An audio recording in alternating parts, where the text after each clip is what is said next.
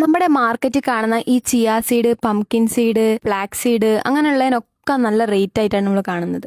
അപ്പോൾ ഏറ്റവും budget friendly ആയിട്ടുള്ള രീതിയിൽ നമുക്ക് എങ്ങനെയാ വാങ്ങാൻ പറ്റുകയെന്ന് നോക്കി നോക്കാം. ഹലോ ഗൈസ്, ഞാൻ കഴിഞ്ഞ ദിവസം ഡ്രൈ ഫ്രൂട്ട്സിന്റെ ഒരു വീഡിയോ ഇട്ടുണ്ടായിരുന്നു.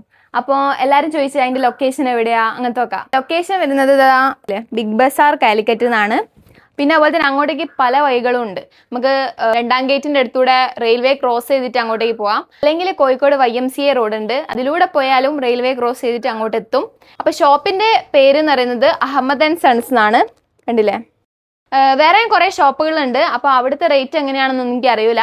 ഇവര് ഹോൾസെയിൽ ആയിട്ടാണ് സെയിൽ ചെയ്യുന്നത്. അപ്പോൾ ഞാൻ ഇത്രേ ഉദ്ദേശിച്ചുള്ളൂ. ഞാൻ സീഡ്സ് എങ്ങനെ വാങ്ങുന്നു അതാണ് നിങ്ങളിലേക്ക് ഷെയർ ചെയ്തത്. അപ്പോൾ ഈ നട്ട്സും സീഡ്സും ഒക്കെ ഞാൻ അവിടെ നിന്ന് വാങ്ങിച്ചതാണ്. അപ്പോൾ നിങ്ങൾ കുറേ പേര് ചോദിച്ച് എന്താണ് ഡിഫറൻസ് ഉള്ളത്. അപ്പോൾ മാർക്കറ്റിലൊക്കെ ഈ ആൽമണ്ട്സിനും കാഷ്യൂനും ഒക്കെ 100 ഗ്രാമിന് 100ന്റെ മുകളിൽ പോയലുണ്ട്.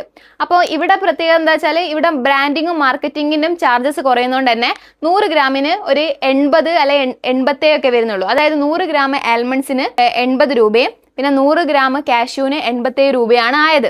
അപ്പോൾ അതിന്റെ ഡിഫറൻസ് നിങ്ങൾക്ക് മനസ്സിലാവും. പിന്നെ വേറൊരു കാര്യം പറയാനുള്ളത്, നിങ്ങൾ ഈ നട്ട്സും സീഡ്സും ഒക്കെ വാങ്ങാനായിട്ട് അവിടെ പോയിട്ട് വാങ്ങരുത്.